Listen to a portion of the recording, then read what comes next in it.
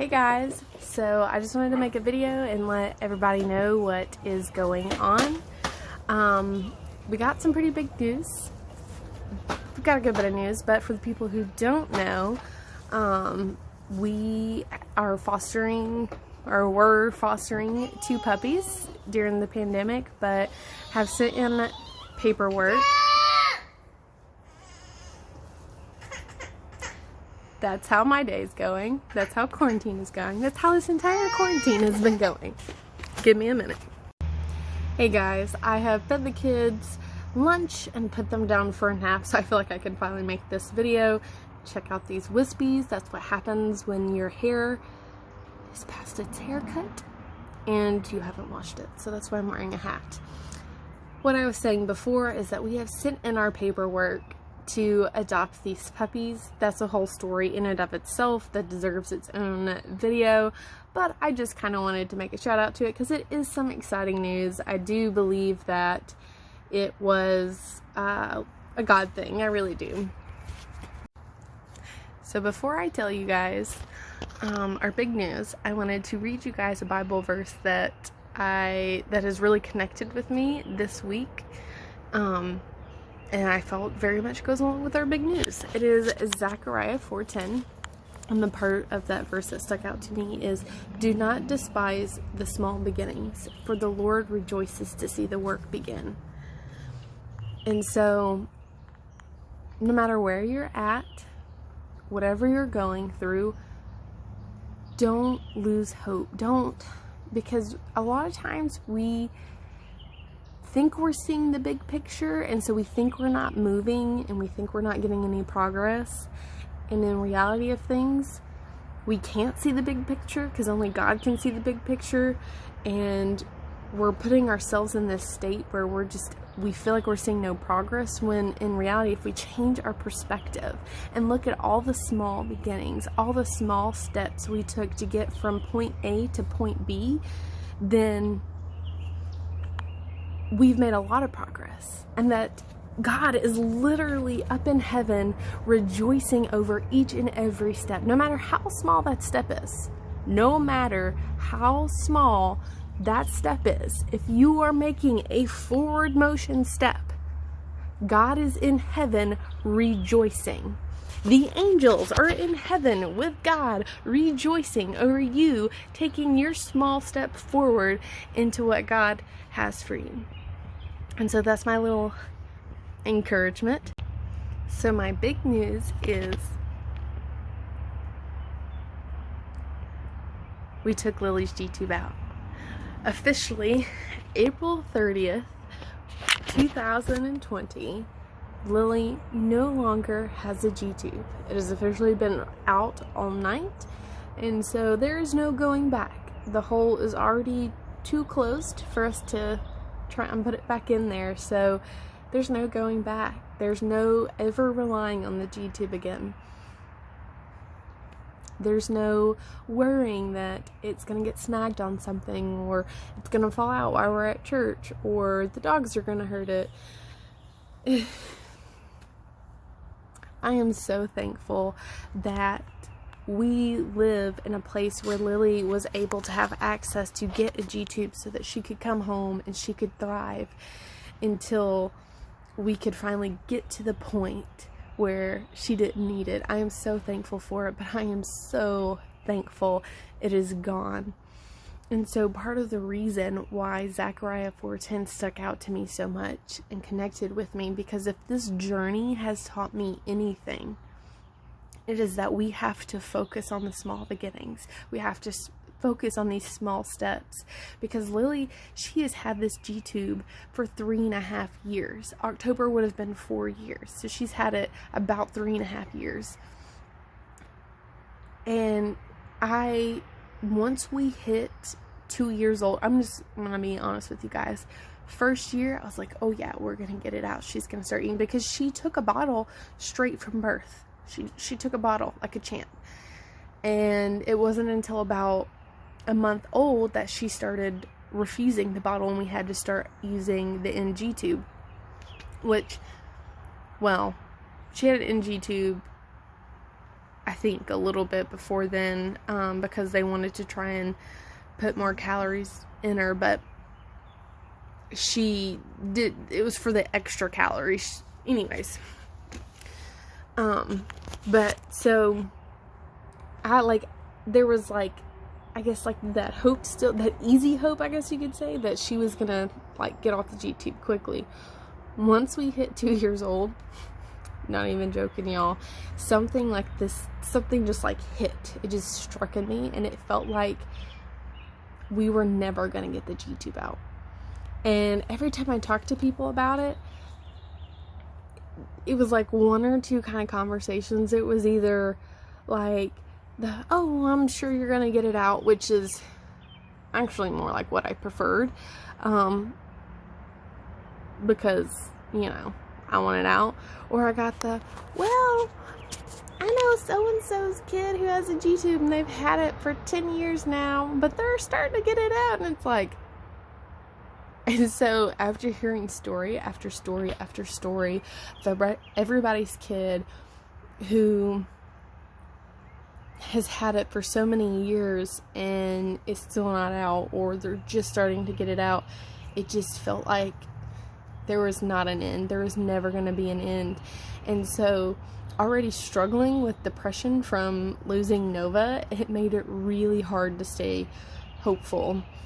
And so I was just it's never going to happen. And then when we got on the waiting list for the intensive feeding program, and then realized that the waiting list was a minimum of a year, I really was okay, this is literally never going to happen. My child is never going to get this G-tube out.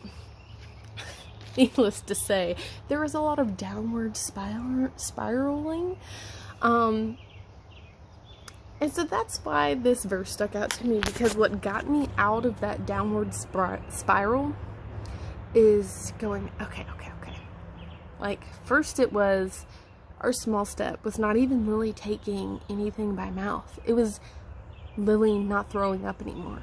Lily had such bad reflux. She was on soy formula and on 2 reflux medicines, and she still threw up at every single meal, and it was awful. And no matter what we did, no matter what the doctors did, she still threw up. And so when she hit about a year old, it finally started getting better, where she wasn't throwing up anymore. And it may have taken almost 2 full years for it to completely go away, but I had to start seeing those small steps. So first it started with not throwing up, and then it got to where she stopped throwing up. Then she's okay, I'll at least stick things in my mouth. That in and of itself is a step, because if parents who have kids with G-tubes, you understand, especially if the reason they have the G-tube is because of the oral aversion, then them sticking anything in their mouths is not just a small step. That is a huge step. That is the first and biggest step that you can take when you have oral aversion. And so it was just focusing on all these little steps, and it was hard. Don't sit here and think that I was Miss Perfect, and I didn't, because I probably need to make a video in and of itself talking about the experience of the intensive feeding program, because there was a lot of downward spiraling, lots of it, because it was one day she would take a dry spoon. That's what you had to start with. You had to start with dry utensils, and then it went to, she'll finally take a bite, and then she got a stomach bug, and it was oh my gosh, we're never gonna, and so it was a lot of, at least during the intensive feeding program, it was more of a up-down kind of a situation and not just a continuous down. But this entire journey has just taught me that the only thing that keeps me sane and just keeps me from just completely shutting down is focusing on all the small things and thanking God for all the small things, for all the small steps.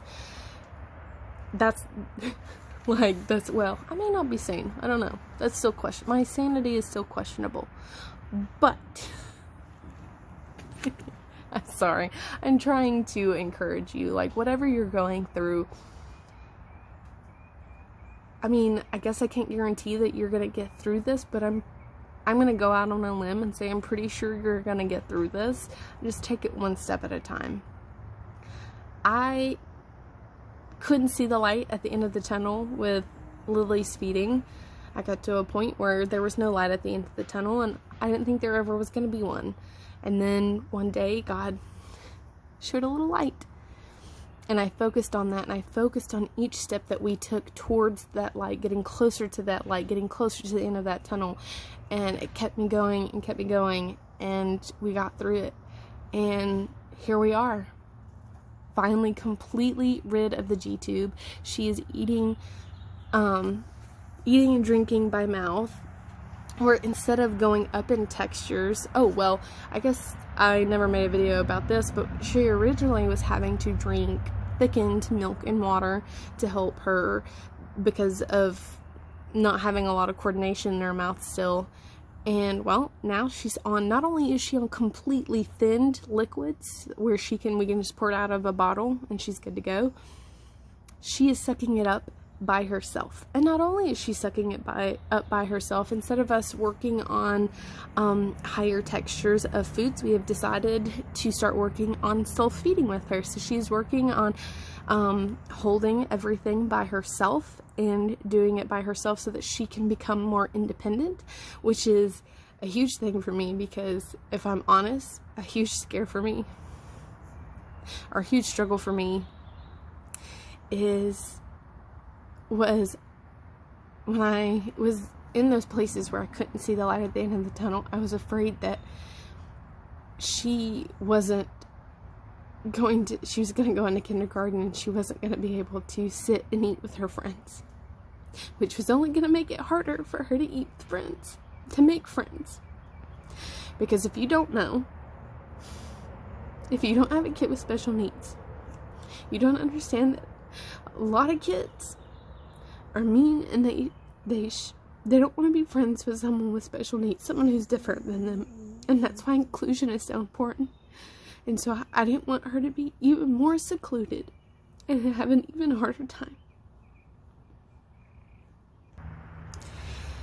Anywho, let me get off this soapbox.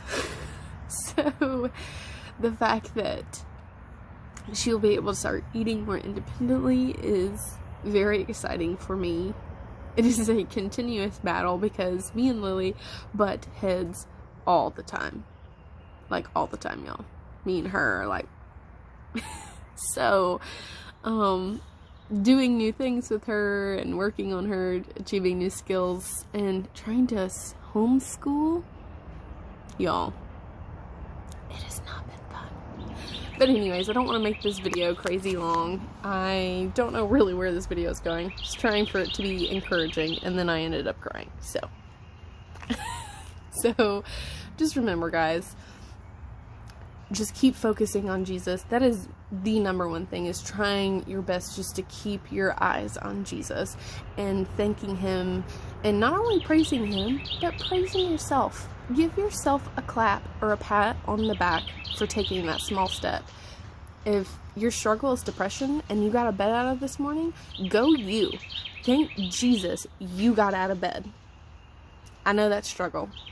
And so, whatever it is, just keep your eye on Jesus. Thank him for those small steps. Thank yourself for those small steps. Give yourself grace. And I hope you guys have a wonderful day and a wonderful week, and stay healthy now that we're slowly starting to open things back up. Please stay healthy, y'all. And if you have any prayers, feel free to message me, comment, private message, whatever it is, message me and I'll shoot up some prayers for you. I hope you guys have a great day, and God bless.